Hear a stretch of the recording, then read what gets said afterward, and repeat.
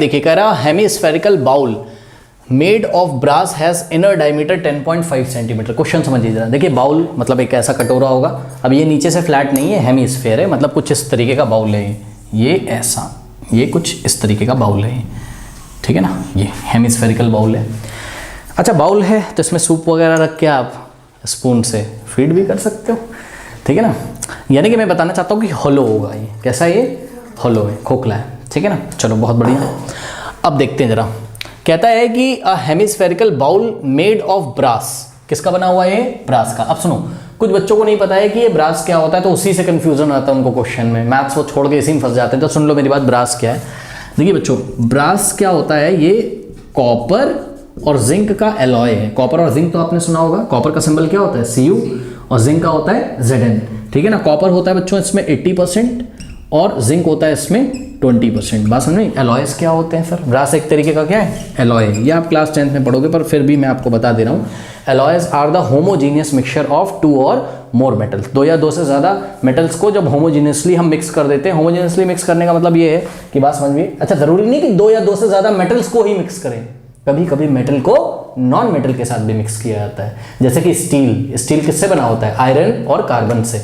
बात समझ में, आयरन के साथ थोड़ा सा कार्बन मिला देते हैं तो स्टील बन जाता है। आयरन में जंग लग जाती है, कोरोजन होता है, उसमें जंग लग जाती है, लेकिन स्टील में जंग नहीं लगती। तो कुछ स्पेशल कैरेक्टरिस्टिक पाने के लिए हम लोग क्या करते हैं, हम लोग एलॉयस बनाते हैं, डायरेक्ट मेटल्स को यूज हम लोग नहीं करते हैं। बात समझ में कि नहीं। तो क्या किया होगा पता है, बात समझो रहा।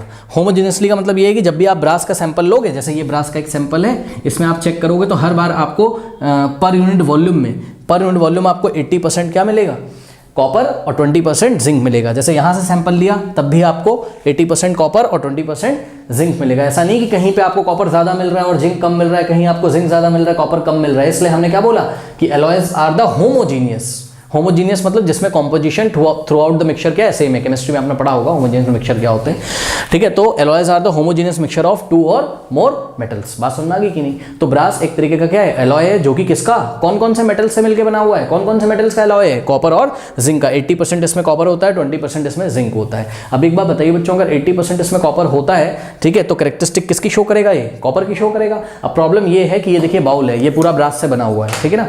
अब ये क्या करना चाहते हैं, बात समझिए जरा। ये कह रहे हैं कि find the cost of tin plating. Tin क्या होता है मैं आपको बता दूं। टिन एक मेटल होता है जिसका सिंबल क्या होता है, Sn। टिन एक क्या होता है, मेटल जिसका सिंबल क्या होता है, ये सिल्वर जैसा थोड़ा सा चमकता है, कुछ इसी तरीके का, बात समझो ना। और ये ब्रास कैसा दिखाई पड़ेगा आपको, थोड़ा सा येलोइश और ब्राउनिश येलो कलर का दिखाई पड़ेगा, क्योंकि कॉपर की मात्रा इसमें ज़्यादा है। तो कॉपर का कलर कैसा होता है, थोड़ा सा येलोइश ब्राउनिश होता है, ठीक है। टिन का सिंबल होता है Sn और ये हो गया टिन।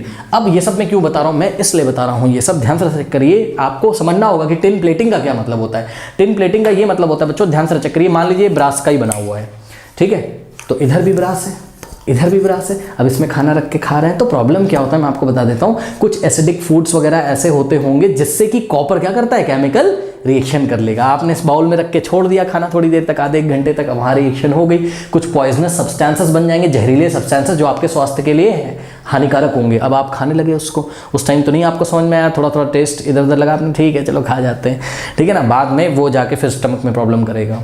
इसलिए हमारी जिम्मेदारी बनती है कि हम एक काम करें कि हम इसके ऊपर कोई ऐसी लेयर लगा दें मेटल की, जो लेयर हमारे फूड के साथ रिएक्शन ना करती हो। तो क्या करेंगे ये लोग, टिन की लेयर लगा देते हैं। टिन की लेयर कैसे लगाते हैं ये भी सुन लीजिए, ठीक है। वो क्लास 10 आप डिटेल में पढ़ोगे, पर सुन लो। टिन को क्या करेंगे, मेल्ट करेंगे।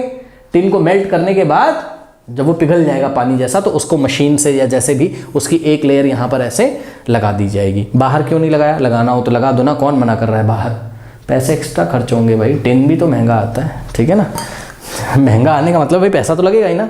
तो उन्होंने क्या किया होगा, यहाँ पर इसको एक लेयर इसकी यहाँ पर चढ़ा दी होगी अंदर, कोई डाउट है।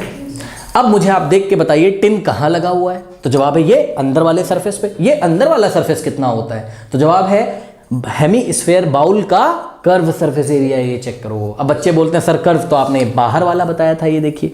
अरे भाई जितना बाहर सरफेस एरिया है उतना ही तो अंदर सरफेस एरिया है। बात समझ में आई कि नहीं आई, ठीक है ना, कोई डाउट है। और एक बात बताऊं, लगभग उतना ही है, कभी कभी नहीं भी होता है, उस चीज़ को आप समझिए जरा। क्या आप महसूस कर सकते हैं, वैसे तो ये बाउल थोड़ा सा मेरा मुड़ा हुआ है, मान लीजिए हम कोई दूसरा, हाँ ये देखिए, ये बड़ा मज़ेदार हमको मिल गया है, ठीक है। आप बाउल की थिकनेस को पहचानते हैं स्टूडेंट? बाउल की थिकनेस क्या होती है? ये होती है बाउल की थिकनेस, ये कितना वो मोटा है। अगर आप ध्यान से चेक करें तो यहाँ बच्चों दो तरीके के डायमीटर मिलेंगे आपको, एक तो ये अंदर वाला और एक बाहर वाला। नहीं समझ में आई बात? हाँ, अगर मैं आपको इसका क्रॉस सेक्शन एरिया दिखाऊं, ये वाला मतलब बाउल का अगर मैं आपको बेस दिखाऊं तो ध्यान से चेक करो, बाउल का बेस आपको कुछ इस तरीके से बाउल का बेस दिखाई पड़ेगा। ध्यान से समझिए, ये ऐसे, ठीक, ये ऐसे, ठीक है, कोई डाउट है? अब बताइए, ये सेंटर है और यहाँ क्या भरा हुआ है? मटेरियल भरा हुआ है। नहीं समझ में आई बात?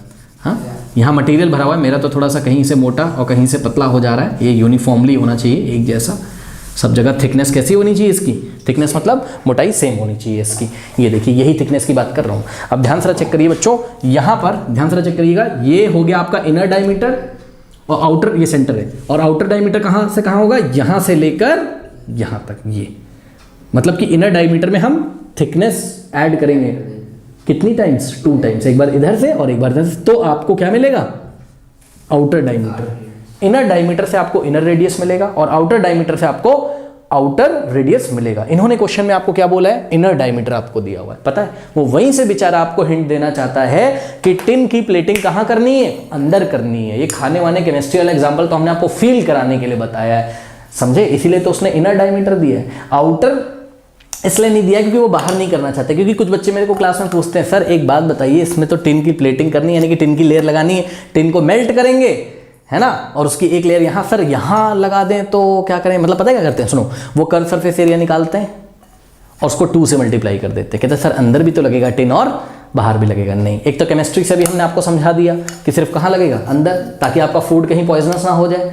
क्योंकि जो हमारा फूड है ना, वो टिन से रिएक्ट नहीं करता है बच्चों, टिन से वो रिएक्ट नहीं करता। आपने देखा ना, कोका कोला वगैरह आप पीते हो, वो भी तो टिन के उसमें आता ना, आप उसको यूज़ करके फेंक देते हो। टिन का कैन नहीं आता है, कोका कोला वगैरह, उसमें तो अंदर टिन की लेयर लगी रहती है। हाँ, और बल्कि वो तो कितना एसिडिक होता है, उसमें तो कार्बन डाइऑक्साइड भी होती है। कार्बन डाइऑक्साइड एसिडिक नेचर का होता है, ठीक है, तो रिएक्शन ना करे इसीलिए तो टिन की लेयर लगाते हैं उसमें अंदर, जो कोका कोला की ये कंपनी है और जो भी आप पीते हो, आई डोंट नो, माजा वगैरह जो भी। बहरहाल हम लौट के यहाँ पे क्वेश्चन में आते हैं। तो इनर डायमीटर से आपको उन्होंने क्या क्लू दिया? क्या क्लू देना चाहते हैं वो? कि केवल अंदर आपको टिन प्लेटिंग करनी है। तो आपको कर्व सरफेस एरिया निकालना है कौन सा? अंदर वाला। एक मेरे से थोड़ी सी यहाँ पे गलती हो गई थी। मैंने आपको बोला था कि जितना अंदर का कर्व सरफेस एरिया होगा उतना बाहर तब होता है जब थिकनेस कितनी हो? लगभग कम।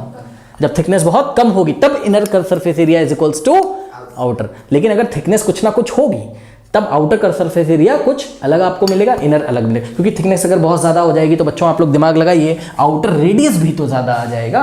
और कर्व सरफेस एरिया किस पे डिपेंड करता है? कर्व सरफेस एरिया का फॉर्मूला क्या होता है बताइए? कर्व सरफेस एरिया का तो फॉर्मूला क्या होता है? 2πr²। कर्व सरफेस एरिया तो रेडियस पे डिपेंड करता है ना। जितना देखो directly proportional of the square of the radius है, जितना ज़्यादा रेडियस होगा उतना ही ज़्यादा तो कर्व सरफेस एरिया होगा। तो बाहर वाले का तो रेडियस ज़्यादा हो जाएगा, तो बाहर का कर्व सरफेस एरिया ज़्यादा। लेकिन बाहर टिन लगाना ही नहीं है, कारण मैंने आपको बता दिया। आप धीरे धीरे क्लास 10th में जाओगे तो आप इस टाइप के क्वेश्चंस भी देखोगे बच्चों। इनर डायमीटर भी देंगे वो लोग और आउटर डायमीटर भी दिया करेंगे आपको, ठीक है ना। तो वो अभी मैटर नहीं है। अभी तो सारा क्वेश्चन समझ में आ गया। इनर डायमीटर से इनर रेडियस निकाल लो और इनर रेडियस से इनर कर्व सरफेस एरिया निकाल लो। बाउल है, टोटल सरफेस एरिया नहीं निकालना है। सुन लो, बात समझ में आई कि नहीं? टोटल सरफेस एरिया में तो यहाँ एक सर्कुलर बेस भी लगा होना चाहिए, तब तो बाउल ही क्लोज हो जाएगा आपका। हाँ, तो खाना कहाँ रख के खाओगे? इतना तो दिमाग लगाओ। तो सिर्फ कर्व सरफेस एरिया निकालना है कौन सा? इनर। उसी पे आपको टिन की प्लेटिंग करनी है। और टिन की प्लेटिंग की बच्चों मशीन वगैरह से किया जाता है ना भैया, तो उसका कुछ खर्चा होता होगा। उन्होंने दिया हुआ है, क्या कह रहा है? Inside at the rate of what? ₹16 पर 100 सेंटीमीटर स्क्वायर। पर सेंटीमीटर स्क्वायर नहीं है ये, लेट मी चेक इट, पर 100 सेंटीमीटर स्क्वायर है। इससे आप क्या समझते हैं? इससे आप ये समझते हैं कि 100 सेंटीमीटर स्क्वायर में टिन प्लेटिंग करने का खर्च कितना है? ₹16। चलो इसको भी लगे हाथ कर ही लेते हैं। ध्यान से चेक करिए, cost for tin plating, cost for tin plating for what? For 100 centimetre square. बताइए बच्चों, 100 सेंटीमीटर स्क्वायर में टिन प्लेटिंग करने का खर्च कितना दिया हुआ है आपको क्वेश्चन में? ₹16। इसको पढ़ना आता है ना, ₹16 पर 100 सेंटीमीटर स्क्वायर का क्या मतलब है? कि 100 सेंटीमीटर स्क्वायर वाले एरिया में टिन प्लेटिंग करने का खर्च कितना है? ₹16 है। तो बताइए 1 सेंटीमीटर में कितना होगा? Cost for tin plating for 1 centimetre square area is equals to क्या हो जाएगा? 100 से इधर डिवाइड लगा देंगे, कितना आ जाएगा बताइए? 16 डिवाइडेड बाय 100। कोई डाउट है? इसी चीज़ को हम लोग क्या बोल सकते हैं? हम लोग बोल सकते हैं ₹16/100 क्या पर सेंटीमीटर स्क्वायर। 1 सेंटीमीटर स्क्वायर में टिन प्लेटिंग करने का खर्च कितना है?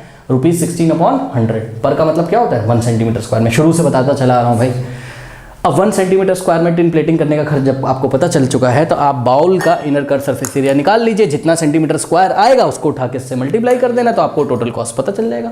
कोई डाउट है बताइए? चलिए तो सॉल्यूशन में हालांकि ये कर दिया है हमने थोड़ा बहुत कुछ, तो क्या करेंगे बताइए?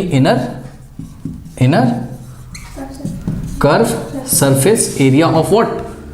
Inner curve surface area of bowl, है ना? बोलिए बच्चों क्या फॉर्मूला होगा? 2πr²। टोटल मत निकाल देना, πr² में इसका सर्कुलर बेस मत ऐड कर देना, पता लगा 3πr² कर दो, ठीक है ना? तो 2 × पाई का वैल्यू कुछ नहीं दिया हुआ है तो 22.7 लेंगे। r का स्क्वायर, हाँ बच्चों ध्यान दें जरा, ये इनर डायमीटर दिया हुआ है, आपको क्या निकालना है? इसका रेडियस। रेडियस कैसे निकाला जाता है बताइए? हाँ डायमीटर को 2 से डिवाइड कर देंगे तो radius is equals to diameter by 2। Diameter कितना है बोलिए? 10.5 डिवाइडेड बाय 2। अब कुछ बच्चे इसको सॉल्व करने बैठ जाएंगे। यहाँ पर सॉल्व मत करो, मैंने कई क्वेश्चन में आपको बताया है। आर की वैल्यू कितनी आ रही? 10.5/2। अगर आप इसको 2 से डिवाइड करोगे अपना टाइम वेस्ट करोगे, आप कोई फायदा नहीं है। उठा के आर का यही वैल्यू आप यहाँ पे रख दो 10.5/2। आर का स्क्वायर है यानी कि 10.5/2 का क्या करना है? स्क्वायर, यानी कि 10.5/2 इंटू 10.5/2। 2 टाइम्स मल्टीप्लाई करेंगे ना, आर का स्क्वायर है 10.5/2 रेडियस है और 10.5/2 भी क्या रेडियस, आर इंटू आर है ना, ठीक।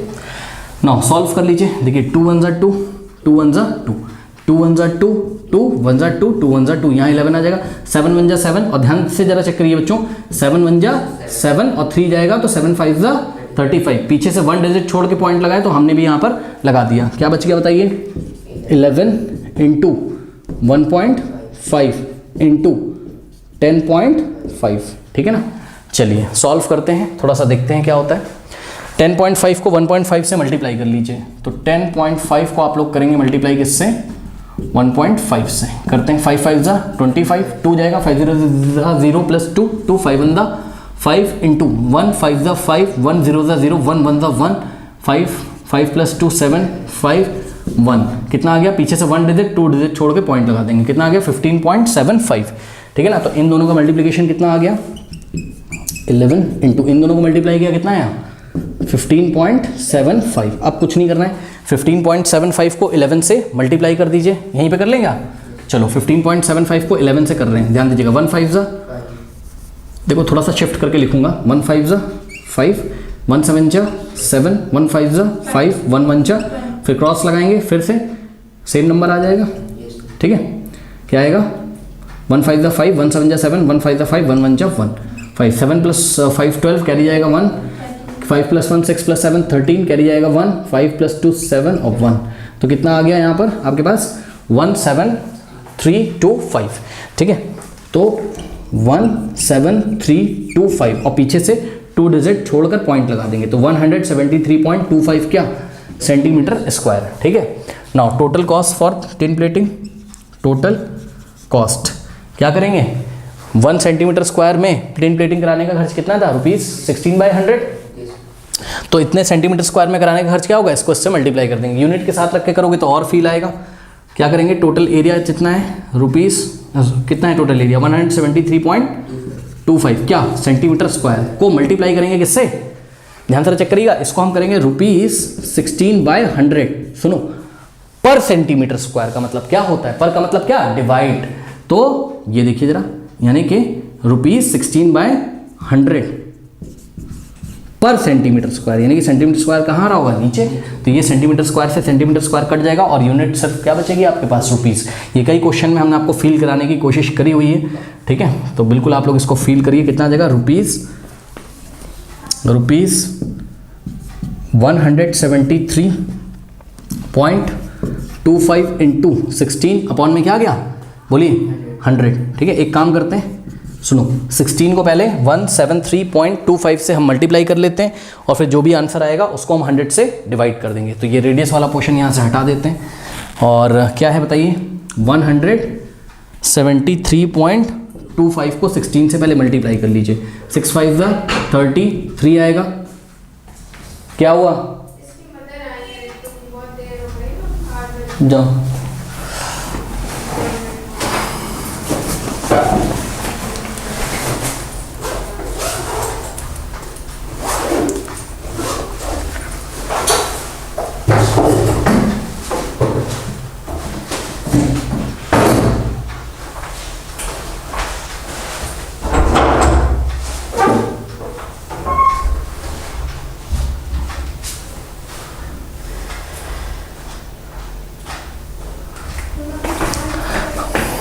नाउ स्टूडेंट 6 5 ज़ा 30, 3 जाएगा, 6 2 ज़ा 12, 12 प्लस 3 कितना होता है 15, 1 जाएगा, 6 3 ज़ा 18, 18 प्लस 1 19, कैरी जाएगा 1, 6 7 जा 42, 42 प्लस 1 43, 4 6 1 जा 6 प्लस 4 कितना हो जाएगा 10, फिर यहाँ क्रॉस लगाएंगे, ठीक है ना। अब ध्यान से चेक करिए 1 5 ज़ा 5, 1 2 ज़ा 2, ठीक है ना, 1 3 ज़ा 3, 1 7 जा 7 और 1 1 जा कितना आ जाएगा आपके पास 1, ठीक है ना।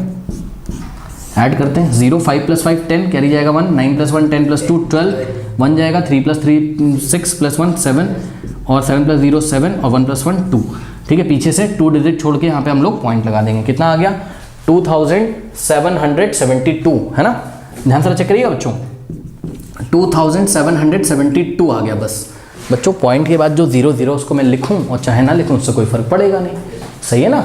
इसलिए मैंने क्या लिखा, सिर्फ 2772 लिखा बस। और डिवाइडेड बाय क्या है बताइए, अरे भाई इन दोनों का मल्टीप्लिकेशन कितना आया 2772 और डिवाइडेड बाय 100 है, यानी कि जो फाइनल आंसर होगा वो क्या होगा रुपीस। अब देखो बच्चों 2772 को आप 100 से डिवाइड लगा सकते हो, क्या होगा पॉइंट, अरे चेक करो ना, अभी पॉइंट यहाँ था, अब पॉइंट यहाँ आ जाएगा 2 प्लेस लेफ्ट में, तो कितना आ जाएगा 27.72।